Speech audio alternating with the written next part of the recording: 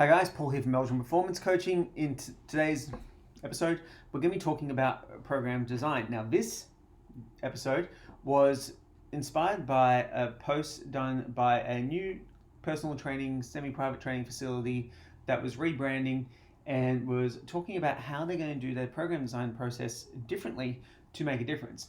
And the general gist of the programming spiel was that the program was going to be done 1 year in advance with reps, sets, percentages all mapped out for you and concomitantly increase power, speed, endurance, fitness, strength, etc. And this sounds all really good from a marketing perspective. It's appealing because it seems like they've gone out their way to plan something. And in all fairness, they absolutely have. If they planned out a program 1 year in advance, that's quite a feat to do. Now, the problem with that is that an appropriate strategy?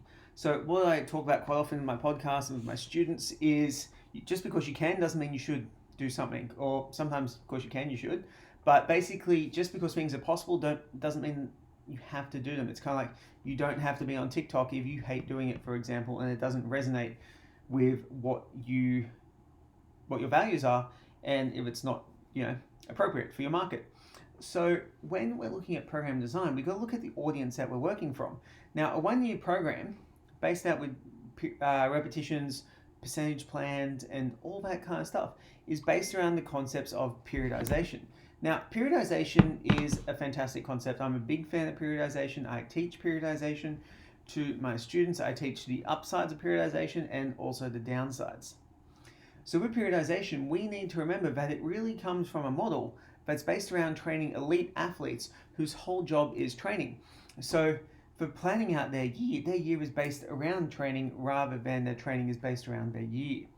So what I mean by that is when we're working with the general population, they'll go on holidays, they'll work, they'll get sick, they'll have dramas with kids. There's always going to be something coming up that's going to impact the program. Plus their levels of recovery, intra-week and inter-week are going to be very, very different due to a number of different factors. Generally, the fact that their diet and nutrition, supplementation, sleep and recovery aren't as well controlled as athletes, plus their use of substances. I'm talking about performance-enhancing drugs there.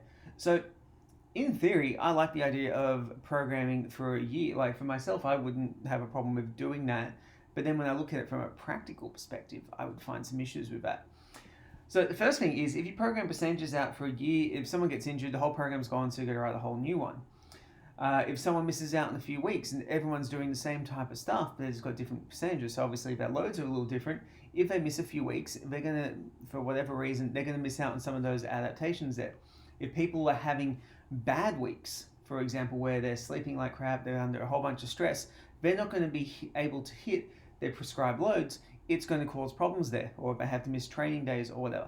So what are some strategies that we can use to work around that?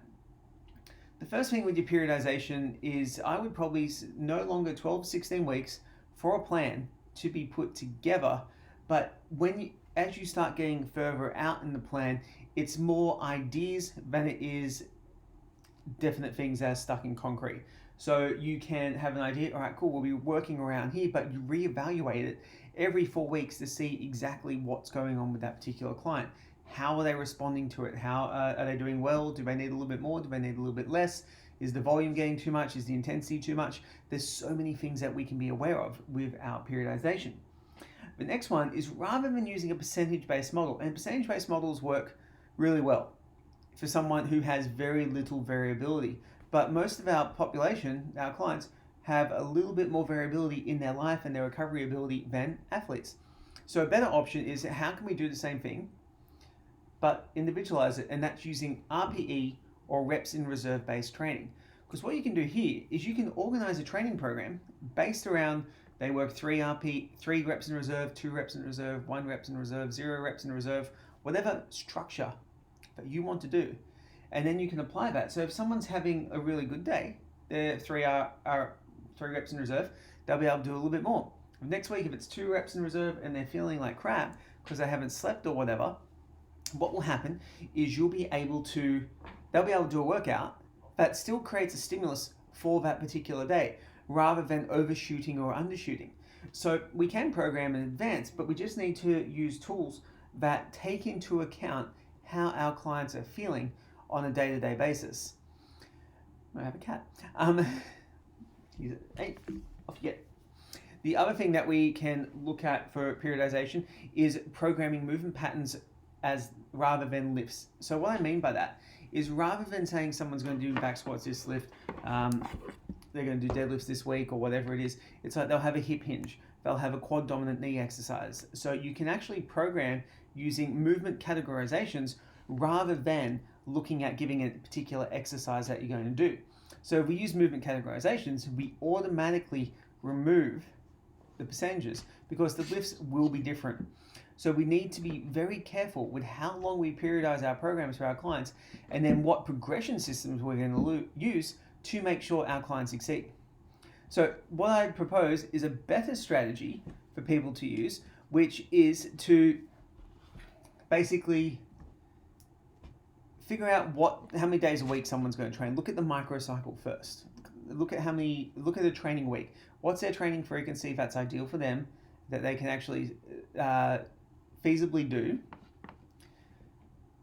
What are the muscle groups or lifts that they want to prioritize, pick that out, and then plan out that week with the movement patterns or the muscle groups that you're going to train to hit the requisite amount of volumes. From there, look at a mesocycle progression. Are you going to use a single progression, a double progression, or a triple progression model? I'll talk about all these in my mentoring program.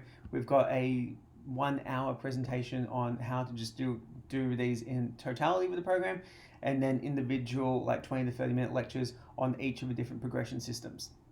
So a lot of stuff that you can do there. And from there, all you have to do is break down to the individual training day, put in the exercises that are going to be most appropriate for that client, and the program will sort itself out. So guys, that's a little bit of advice on programming. Any questions, hit me up, and I'll speak to you soon.